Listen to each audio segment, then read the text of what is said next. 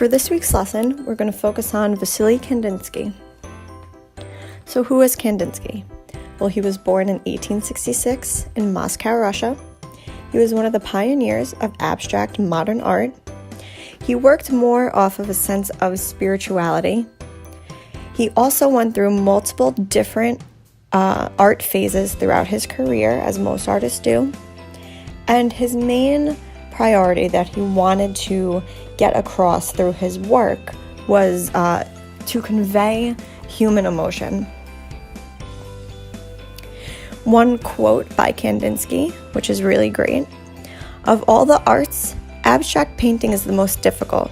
It demands that you know how to draw well, that you have a heightened sensitivity for composition and for colors, and that you be a true poet. This last is essential."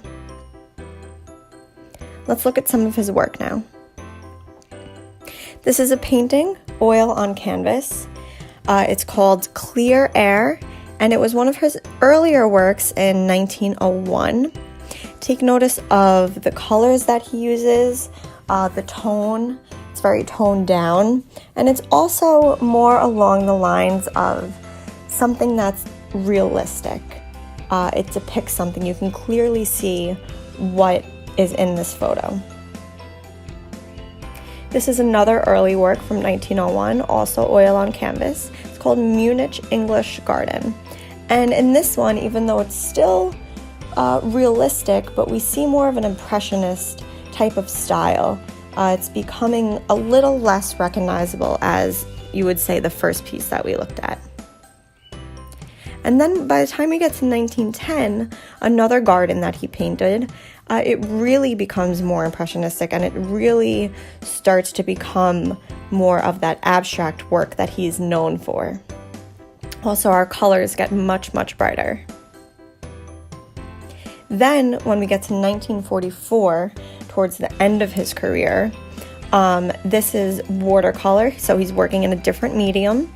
It's on paper, not canvas, and it's a biomorphic abstraction. So it's very, very abstract. The colors are very bright, and you really don't know what you're looking at here. He wants you more to feel and to use your emotions to decide what you're looking at. So now that we explored some of his work, let's get into our next upcoming project. We're going to be doing a collaborative project. It's called Field of Flowers. And we're going to be using one of his works, which is concentric circles and squares. Very, very bright, using a lot of color, a lot of layering. Our materials are going to be colored pencil. We're going to need scissors, drawing paper, and glue. We're going to focus on the color choice and overlapping. So being inspired by his circle piece, you will all be creating your own paper flowers, which will resemble poppy flowers. And we're going to layer colored irregular circles that you will make yourselves. You get to choose your colors. And then I'm going to create a field silhouette for us that we will then attach our flowers to, and we're going to hang this piece in the school as a collaborative piece.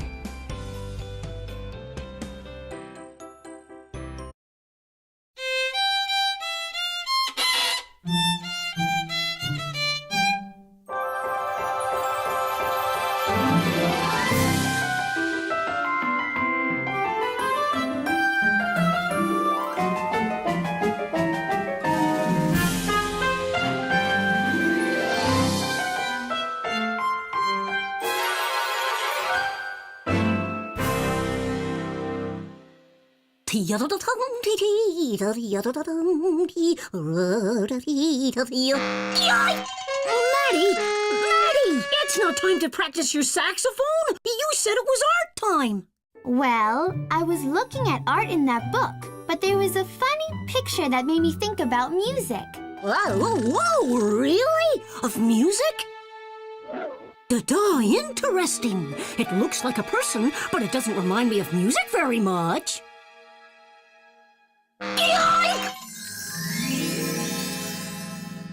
Oops, sorry. That's okay.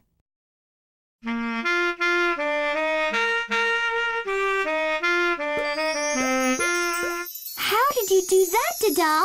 Oh, well, I didn't know I was this good at doing whatever it is I'm doing. Do you think we can make them different colors?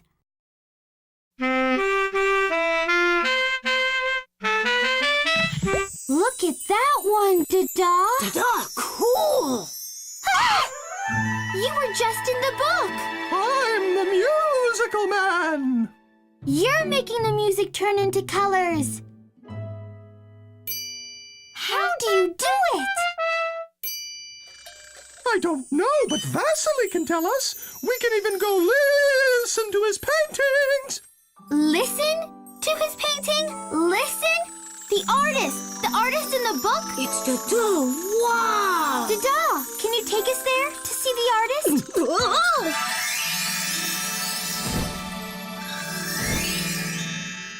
So we must be at Mr. Kandinsky's studio. Yes, you are. I see my little music friend brought you. I am Vasily Kandinsky. I'm Maddie. I'm Dada. I brought them to meet you. Welcome, Matty, and welcome, Dada. I hope the musical man hasn't been too mischievous. But he is very musical, you know. Show them, musical man.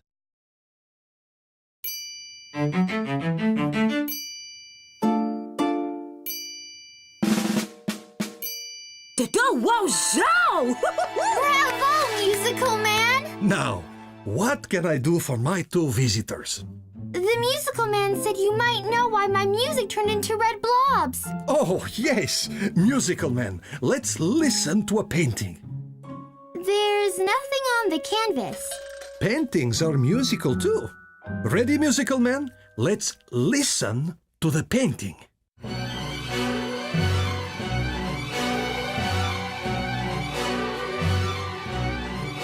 Nice colors.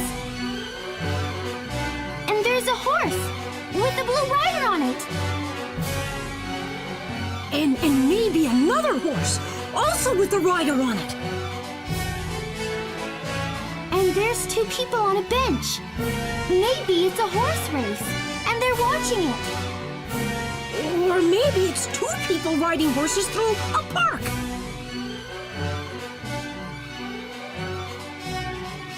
Each musical instrument made me think of a different color. Musical man will help us, and I will demonstrate. Do you play music, Matty? Would you like to help? Yes, please. No. Look, Dada. The trumpet makes yellow sounds. They're all different. That's exactly right. The accordion makes blue sounds. The violin makes green sounds. Wow! And we know the saxophone makes red sounds. And this horn makes purple. So the feeling that makes a painting is a lot like the feeling that makes music? And just like a painting is made up of different colors, a symphony or a song is made up of different musical instruments and notes. So it can be music that is full of colors, or a painting with all its colors and shapes that is full of music. That is what I tried to do with some of my paintings. Show them, musical man.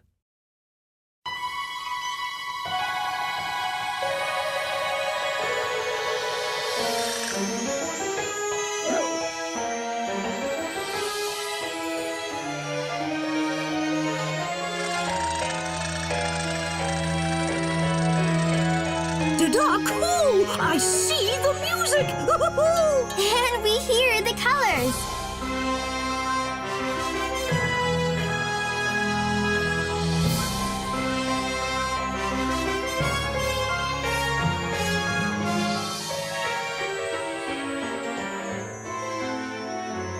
Ooh, Dada-tastic! They're going back into the painting! It's fun. We're listening to a painting. Thanks, Mr. Kandinsky. Thanks, musical man. Thanks for the musical colors. And the colorful music! Goodbye, Matty. Goodbye, Dada. Come visit us again soon. Stay out of mischief, musical man.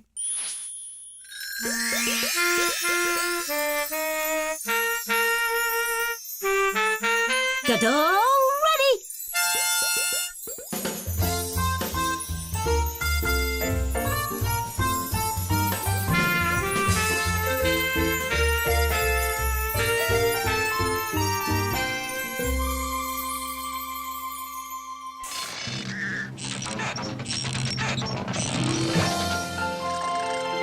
These are great, Dada. Ta-da!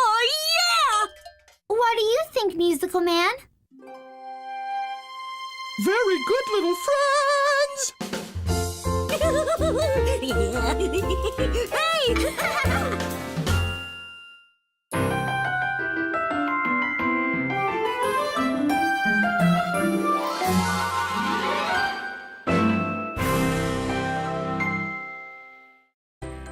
So I'm going to show you a quick demonstration about how you will be constructing your own flowers. You're going to make about 2 or 3 of them, different sizes, and we're going to be using some colored pencils.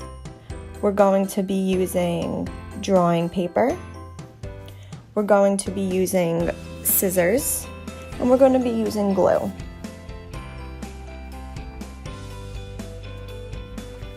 You're going to take out your piece of paper and you're going to first draw a large circle, one that almost takes up the entire piece of paper.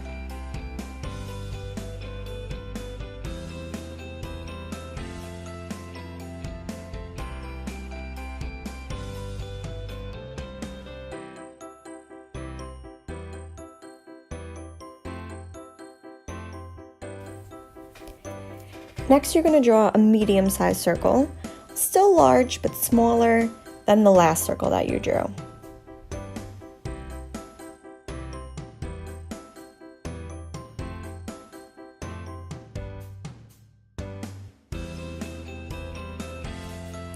Then finally, you're going to draw a smaller circle. You can even draw 2 smaller circles if you want your circle to have 4 overlapping circles instead of 3. And you're going to draw them. You can use up the same piece of paper so that we don't waste paper. You can put 2 circles on one piece.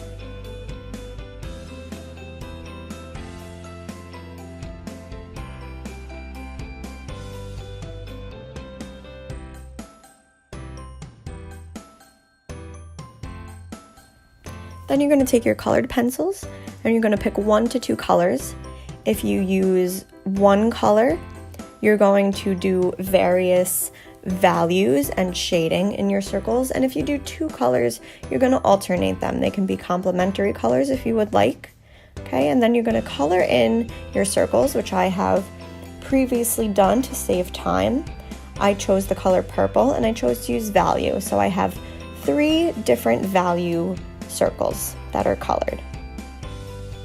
And what you're going to do next is you're going to cut out your circles.